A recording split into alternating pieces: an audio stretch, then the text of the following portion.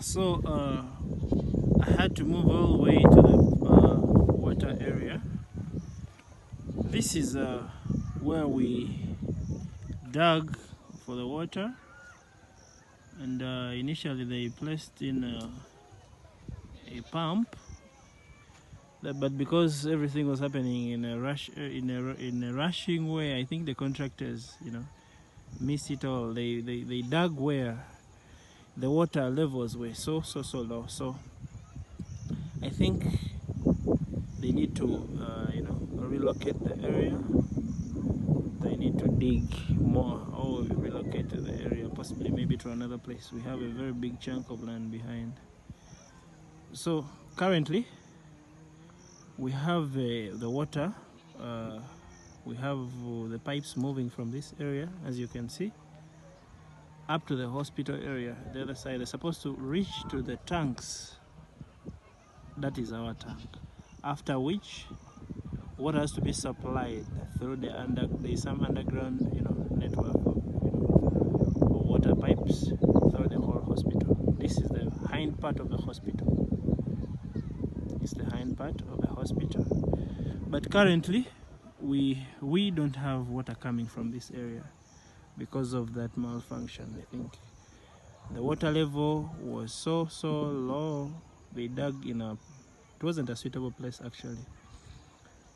So we are currently having issues with the water. So relocating the place for the water, looking for a suitable place to dig the borehole, we'll need about I think, finishing all the water issue. We'll have to, again, the hospital has to incur again more about 22 million Ugandan shillings. Yeah, which is approximately equal to, I think, 60,000 US dollars. There we get to the behind part of the hospital. So here we have underground, pipes moving up to the tank. Of course, right now they're not working. Yeah, I'll take you closer. So here right now I'm in Foundation Hospital, SHAWIN, and looking back, I can see we have an opposite school, a secondary school, and we have formed multiple contracts with them. They give us their students. We have other schools around who give us their children for treatment. Here we have the gate, and this is where the gatekeeper resides. Yeah, this is just like the book where you have to sign in when you've just entered. I can take you through the compound, the hospital compound, because we have a very good compound. Here we have sometimes very many patients seated outside here who have stabilized. Yeah, just to enjoy the fresh air. Yeah, you can see some of them seated. Yeah, you can see some of them seated. So I'll take you back to the other side where we started from. This is the water tank. Yeah, this is the water tank. It's from here that water is supplied through these underground channels to other tanks, to other places actually, the theater, to different sections of the hospital. But currently we're harvesting our rainwater just for the patients to bathe and use for other things. The water currently is not coming from the other underground system because of that malfunction, as we had talked earlier. So we're just right now using the water harvested from the rain. Yeah, we get into the tanks, then patients collect it locally with their jerrycans. Yeah, we have about two. Then there's another on the other side behind. So this is one of it. We have a very big, structure. Yeah, where we have the ward sections. We have the account section the other side. This middle block is for the consultation, is having the consultation area. Then the other hind buildings, those are the surgical, actually it's the theater. It's our theater. So I'll take you closer. So taking you closer. Yeah. That's for our dental. It's for our dental department. So in case a patient arrives, they'll get into the reception area, and here we head to the reception. We head to the reception area. This is our reception. Yeah, most of our patients sit here when we have just received them. They're asked some few questions. They'll be asked from where they come from, and their biodata taken and entered into the computer system by the receptionist. After which the patient will be sent to the lab. A notification will be sent from the consultation room to the lab. From the lab, this is the lab. It's our lab area. I said it's restricted, but I got permission from the owners and the in-charge lab, and they accepted me. So this is our area. So if the patient comes from the consultation area, they get into the lab. This is the lab. So we have very many things here. The probotomy area, serving some, and this is where the patient sits. Yes. So we have where the lab person also sits. And the communication is wireless. So somebody comes here, the building already sent a notification, which is having the lab request. These are some of the fridges having the lab reagents. Yes. This is a staining area, a hand washing area. Yes. We have very many equipment here.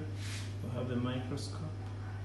We have another PC for the lab technician. We have a CBC machine, waste bins, sharp boxes. Yes, very many reagents down there. We have a centrifuge and also other things underway. There are other equipment that will be coming later on. So from the lab, it's a restricted area. We couldn't enter it. We shall go back to the consultation room, after which a prescription shall be made. After a patient receiving their diagnosis and a prescription, they'll have to get out and follow this route. They have to get out here. They go and have a seat here, after which they'll head to the accounts area to pay for the lab fee. After paying for the lab fee, they will be sent to the pharmacy. Here is where we get to know which treatment is supposed to be given to the person, and they offer them their drugs, each and everything they're supposed to use. Then they will be taken to this side for treatment.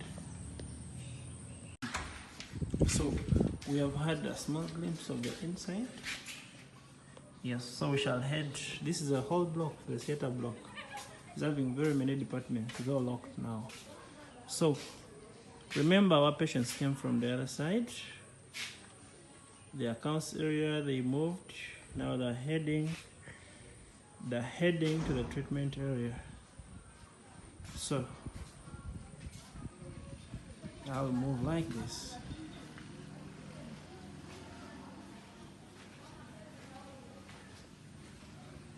So we have the maternity section.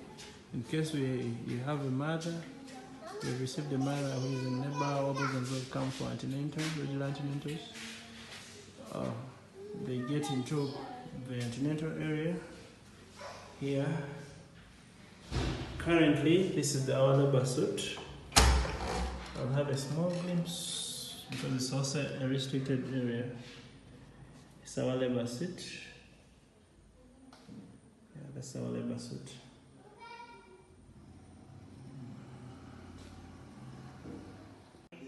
So these are some of our patients. It's an old lady in admission. So we have the other side. We have some others on their beds with their treatments going on. So this is a female ward. It's a female ward. It's our female ward here. So we only have females here. So this is our the duty room. The duty room where the nurse sits. And it's also having some other drugs. So moving on.